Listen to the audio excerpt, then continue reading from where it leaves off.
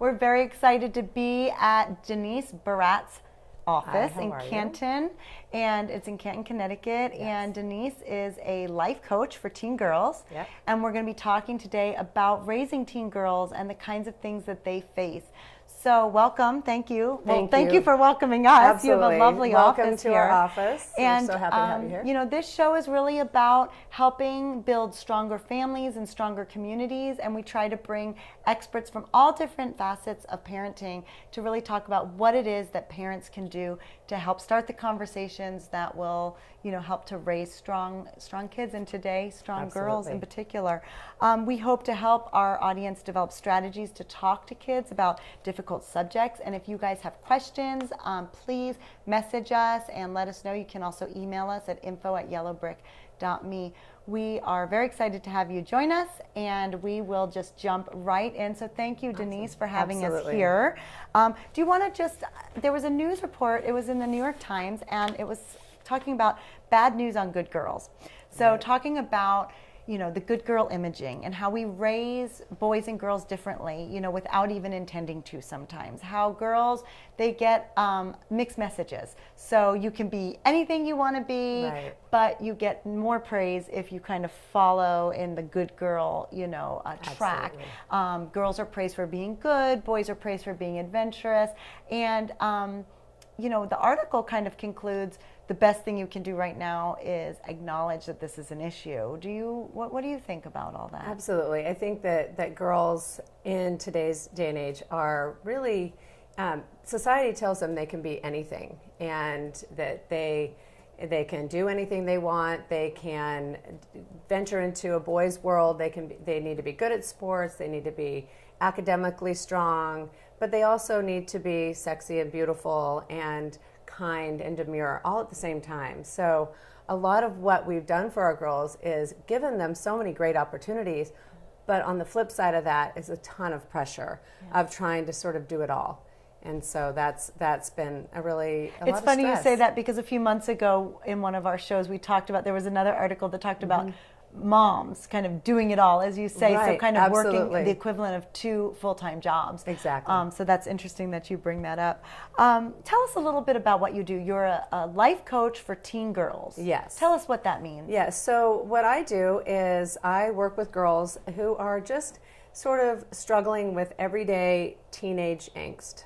It can be anything from being bullied to losing friends to possibly having issues with their families, or it can really kind of be anything, but a lot of times it boils down to them just not really fitting in to the world that they are a part of. And some people in our audience are going to say, a life coach, maybe they don't even, what's a life coach anyway? Why would I want to go to a life coach for these problems? What is it that you provide for them? So what I provide is a safe space, a judgment-free zone for them to come in and just tell me anything they want to talk about. It's a place where I'm not their parent, I'm not their teacher, I don't have my own agenda. They come in and they get to just be themselves, and it's just a very relaxing space where I work hard to build a rapport and trust and a relationship with them that fosters true belonging, and for them to, they just learn to trust me as an ally, as a cheerleader, and somebody that is just trying to help them make their life a little bit better. Yeah, that's great. Thank you for the work that you're doing. Absolutely. What kinds of issues are you facing? You listed a few: bullying, loss of friendship. What kinds of issues are girls presenting with typically? A lot of them are coming in with really self-esteem issues. For whatever reason, they are just trying so hard to be all of those things that they feel like they need to be. And that stress, I mean, a lot of times they come in and I'll give them a stress test, and not the heart kind, but actual, just to see what their stress level is. And some of them are just through the roof.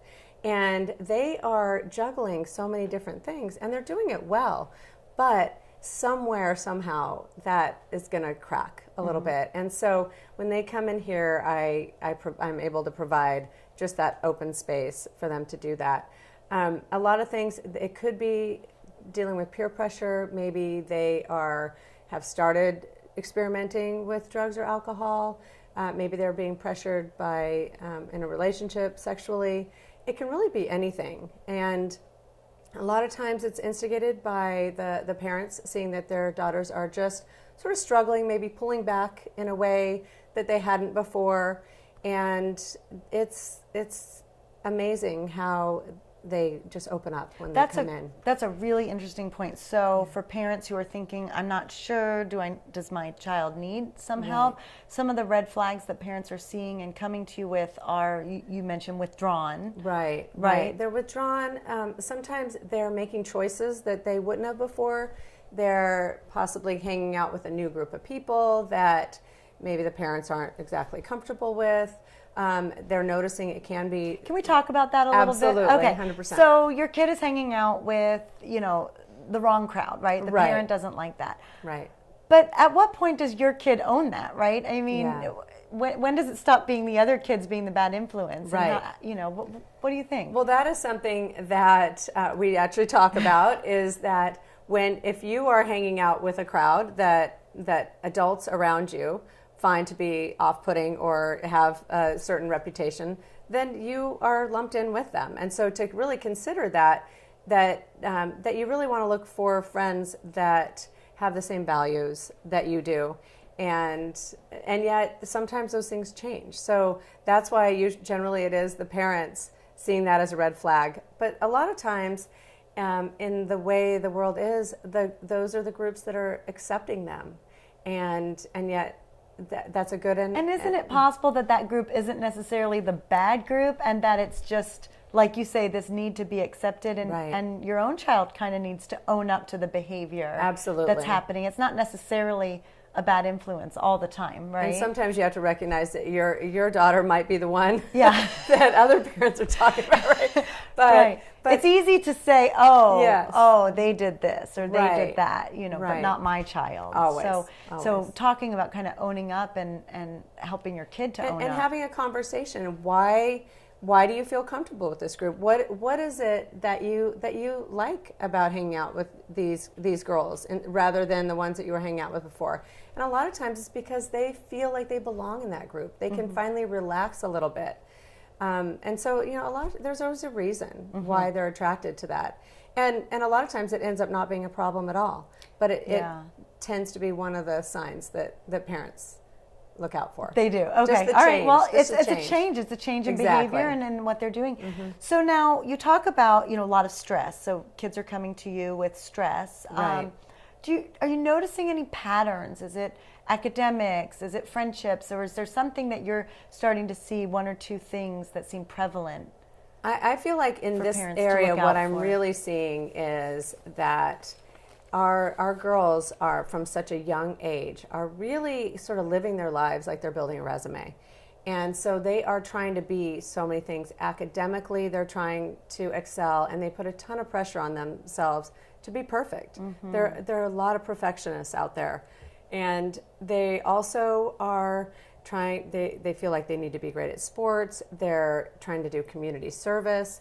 They're building that resume. And a lot of them are so overscheduled that they don't know which way to turn. Well, and if you bring it back to what we were talking about before with the mixed messaging, where you have to be this and this, that and that, it seems like that resume could be really complicated. It is very complicated. You have to be all those things, and do them well. Right. Yeah. And the other thing that it sets up is a competition between girls that starts at such a young age. So rather than supporting each other and just being able to hang out and sort of play, just kind of hang out and do nothing, they don't have those opportunities very often anymore. Everything's very structured.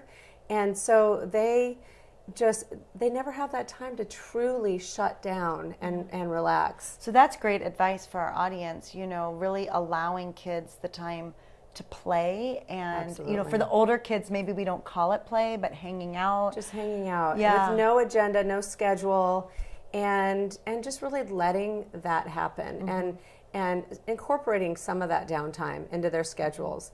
Of course, on the flip side of that, if they have too much free time, then that's obviously an invitation that trouble can start too. So finding that balance is but really finding something meaningful to do in that structure as opposed to just building the resume. So if there's, if it's hanging out, or if it's babysitting, or if it's being with your siblings, or doing your homework, or whatever it may be, finding that fulfilling activity as opposed to filling the slot with something. And if they are looking for things to do in the community, find something that means something to them.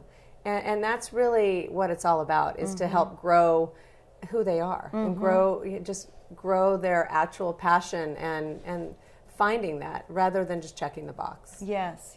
I think that's phenomenal advice. We spoke with a college counselor a few months ago, and it did sound like kids are kind of feeling the pressure to build these resumes. Absolutely. To get into college. Yeah. But if that's your end all be all, I mean, there's life after college too. Right. So who are you as a person, and what college will accept you, as you, as opposed to something that you've painted, I think is really important to respect. Exactly. And parents are very, very immersed in this whole thing. Don't you think parents are a little nervous? I mean, I think our audience, we're going to get to our questions from the audience. I mean, I think parents are not, me included, it's anxious. Just gotten to be so you want your kid to be happy. How do you make them happy? Right. And you should be happy 100% of the time. Not in my house, but that's not very realistic, right? Not realistic at all. But we want it. We hate to see them in pain. We hate to see them hurt or sad, or disappointed. And so I imagine you work with girls on coping skills, because you can't change if their friendships change, or a romance has fizzled. Exactly. Yeah. So they come in and we really talk. We build a rapport. We talk about a little bit of everything. And in the coaching model, I really am looking for what they want to improve in their life. And so I sort of look for those opportunities. I try to get a whole overall picture of who they are and what are their values, what are their hopes and dreams, and how do we take the steps to get to those. And in that, they need to learn how to be resilient. They need to learn how to cope with ups and downs. And so are there steps they can take to develop resilience? Because if they don't naturally persist, right? What are steps they can take? Steps to resilience is really, first of all, parents need to let kids struggle. We, as parents, especially today's day and age, we all want to rush right in and fix everything for them. Yes. Because in many cases we can, but we're really doing our kids a disservice by not letting them struggle. They need to recognize what the problem is. They need to take the time to problem solve and to look at what are my options here. Yes. And so when your daughter comes to you with a problem, maybe a friend has been disloyal or has disappointed her, it's to sort of listen and empathize and say, that's really hard. I know she's a really close friend of yours, and that has to really hurt. What do you think you could do about it? And then sort of let that go for a while, and then come back to it at another time. Leave the door open so that she can come back and talk to you again. But give her that time to struggle with it and to wrestle with those emotions. Yeah, I think that's very true, because if they don't struggle with it, they won't learn that they can fix it. Right. And one day they will be left to their own devices, and they won't know how to do it. They'll be calling you and wanting your help on something that maybe you can't affect change on. Exactly. You want them to learn. And I imagine, you work with tweens and teens. Exactly. Right? Yes. But this starts, for parents of very young children. It does. We need to really, and I have a colleague that used to say, Madeline Levine used to say, when the kid will start to walk and they fall down, we applaud them and we say, get back up and try again. We want them to walk. But, the minute they make a mistake in school, we're sort of quick to judge and criticize and fix it, as opposed to letting them learn to walk again. We need to try to see them as a toddler again, because the teen years are really the same amount of growth that they did in those first few years. And same amount of tantrums. And the same amount of just angst and anxiety and all that. You're right. They're relearning who they are, because their bodies are so different from what they were, and the expectations have changed. The whole game has changed. Exactly. Yet we expect them to just know how they're supposed to be, because they're in semi-adult bodies, and so we just assume that they've got it all figured out, but they are still learning so much. And they still just need that support and guidance, but they do need to do it on their own. They need to do it on their own. Yeah. So this is the point in our show where we're going to turn Yes. to audience Hi. questions. So Great. thank you so much for joining us today and beforehand, and we hope you'll be back with us next month as well. We like to address your questions on air, and if you have any, you can always email them to us at info@Yellowbrick.me, and you can also message us on Facebook, and we are also on Instagram. So we have some questions from the audience, so with no further ado, you'll help me tackle Absolutely. these. So how do you walk your teenage daughter through getting dumped by her childhood friend? They've been friends since preschool, and now that they've reached 10th grade, this friend is suddenly too cool for my daughter and has left her behind. Well, I would say, kind of back to what we were just talking about, is to just really empathize and try to just be understanding that this is something that is just a really hurtful time, but point out that people grow and people change, and that it's just a transition period. So is your advice let it go and it's going to happen, or is your advice to try to repair the friendship? I think a lot of times it's best to just let it go for a while, and that sometimes it comes back around. Okay. And all and right. to try, and for her to try to foster other friendships that are new. So in her leaning life. on other girls where, or boys who might, Right, help yes. her feel like she's got a friend group. Yes. Yeah. And It so is- just allowing her to hurt. Absolutely. Just Yeah. let her feel it, and I think that she will come to realize that maybe she has changed as well, and that there are other opportunities out there for her. Okay, great.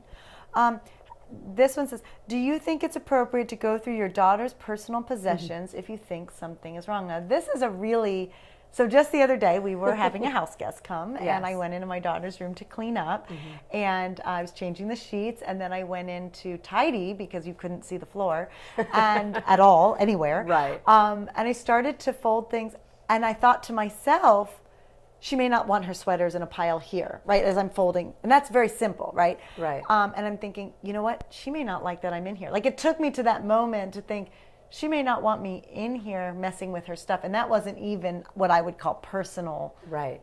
items.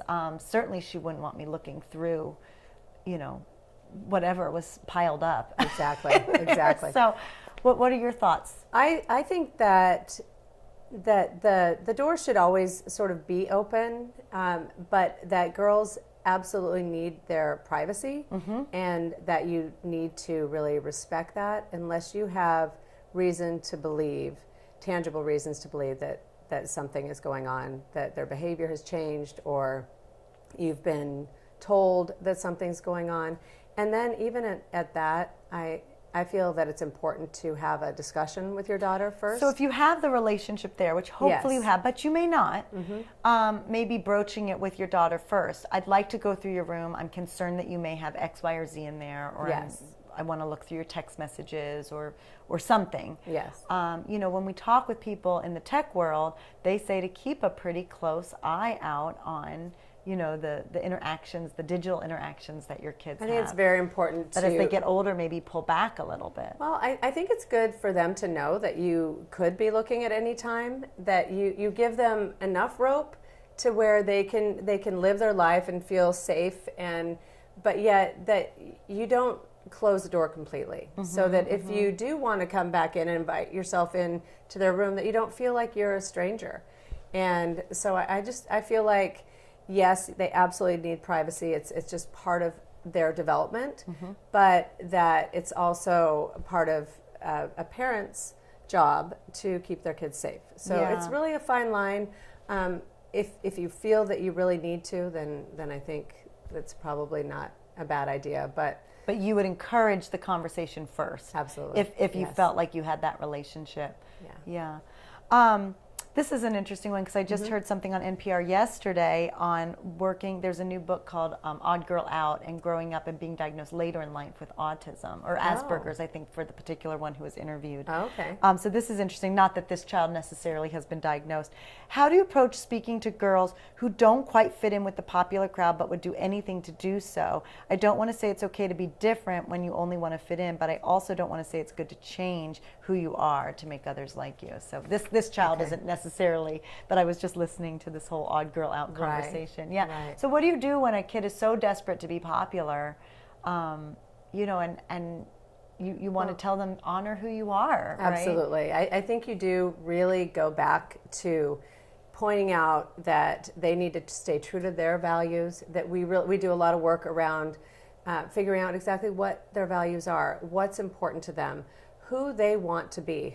We talk about their But future. what if who they want to be is popular? But and to not change who you are, Okay. because fitting in is a very different thing than belonging. Because if you're always hustling to fit in, then you're always going to be forced to change who you are and be sort of a chameleon in each group. So that I want to say that again. Fitting in is very different than from belonging. belonging. Okay. Belonging is where you feel like people want you there for who you really are. You're always welcome. You feel like you can be yourself. A lot of times when girls try to fit into a popular group, they try to become somebody they're really not, and it's not comfortable. It's not relaxing, it's not fun, and it's not a great place to be. It's And not it's good for their self-esteem. It's probably important to point out too that it's not that your daughter's necessarily wanting to be part of the popular group, but part of any group. Yes. You know, and it being should part be of one. a group. Being part of a group may be so Is important, but you want them important. to truly belong as opposed to Exactly. fit in. Because it can be counterproductive if they're trying to fit into a group that they truly don't fit into, that they're trying to be somebody that they're not. That's kind of a recipe for a shattered self-esteem. And Do we have some questions? We Okay, have some great. questions. Awesome. So from people watching, thank you for watching you. us. Brian says, I get leaving them to their own devices, but aren't some of the issues more critical, or do I project that? Okay, Brian, if you are still with us, if you could be a little more specific, that might help us, but I'll try to address that generally. So yes, leave them to their own devices, but aren't some issues more critical? Absolutely. I think, Yes. you know, from my own research, setting your expectation for your child is very important, and holding them to a standard Exactly. is way more important Yeah, than I letting think I kids think be you kids. in your household that it's so important to set boundaries and make sure that you're clear about those boundaries, that you and that everyone in the household is very clear on what those boundaries are, what the values are in the family, and that if those boundaries are being crossed or they're pushing back, then it is critical that you hold those boundaries and that you stick to your guns. So absolutely, if it's something that you feel is dangerous and you have true reason to believe that, then I think it is absolutely time to step in some capacity. Yeah. So I'm not sure exactly what you were talking about, Brian, with leaving them to their own devices, but I hope that helps you. Sarah writes, how would I find a coach for my teen? Great question. So obviously, this is a Yes. great time for you to share your own website. Thank you. So my website is ateenedge.com, and I have an office here in Canton, Connecticut. I also am happy to see clients on via Skype or Zoom. Oh, okay. So you I could can work do that. nationally Or even on the internationally phone. if people want. So they could just go to Yes. ateenedge.com. Yes, and there's to an reach you. interest form on the Great. website, and it just sends you to my email, and I respond to emails generally within 24 hours. So Fantastic. I and I love would to hear from imagine you. if somebody wants to meet live elsewhere, you could help them to find a resource in their area if Yes. you happen to know someone. Yes, Yeah. there are life coaches all across the country. The program that I did was called Teen Wisdom, and there's a website there, and that is in California. There's a lot of life coaches for girls in California, in Texas, in some other parts of the country. Yeah, There aren't. But too you many can be here. a resource for Yes, them nationally. I'd be it happy sounds to like, help. which is fantastic. Thank so, you. yeah, that's great. Yeah. Thanks, Sarah. Do we have another? Oh, great. Okay, Thank Sarah, you. again, how do you get kids to understand when their values don't match up with the people they're spending time with? Okay, so we kind of talked about this a little bit, but that's a great point. Like, Right. so they've picked a crowd, maybe it's not the wrong crowd. They maybe belong at this point because they're Right. hanging out with them, but the values are not shared. And maybe, if I'm reading Sarah correctly, you know, our family values maybe are a conflict Exactly. with the groups. So, yes, values. I think, again, you really come back to making sure that your kids know exactly what the family values are, and that you talk about them often in your home. You sort of refer to it as in our family, we we always respect X, people's Y, or Z, differences, right. or whatever it is. And if they are finding that people in their group don't have similar values, then that can be a red flag. And it can be really hard, even in really simple circumstances. So if it's very important that you attend, family dinner or some event, Yes. and, but my friends are doing this. I mean, this is something we struggle with as a family. Mm-hmm. It's like, you want your kid to fit in. You want your kid to live their own, they're developing into independent people. Right. You want them to be on their own, but yet you want them with you as well. And so this, I think, comes down to your kid best, and kind of getting back to Brian's question. It's like, your kid best, your family best, and sometimes you have to lay down the law. Like, it's really important you do X, Y, or Z, because that's what we do as a family, or that's what I would like you to do, even if we haven't done it before. And it's hard. It's really hard to discipline when something hasn't gone wrong, when they haven't done something punishable. It's hard to still discipline that way. I think that's something that parents have to be given permission to do, to kind of Sometimes come down hard. you do need to put your needs and your wants because that's first. your job as being a parent. And creating that family, you want your teenagers to feel like your family is their tribe. Yeah. That this is where they always belong. This is always a safe place. It's a place where they're supported, where they can just let it all hang out and be who they really are. Sadly, who they really are after they've been at school all day and in sports and being this version that society wants them to be. They've been nice to everybody, and they've just gone through it without a hitch. When they come home, sometimes they need to be the other version of themselves for a little while. They do. And we need to. And we have to be patient We need to hold with that that. space for them and try to Yes. be patient with it. And almost It's be not grateful always for easy. it. Almost be grateful that, like, at least they Right. know when it's appropriate. They and when know it's safe. Yeah. And I think that's a true sign that they feel that they belong. Yeah. We got so many questions. I Yes. want to sneak in one more Okay. before we have to finish. Yes. We're almost done here.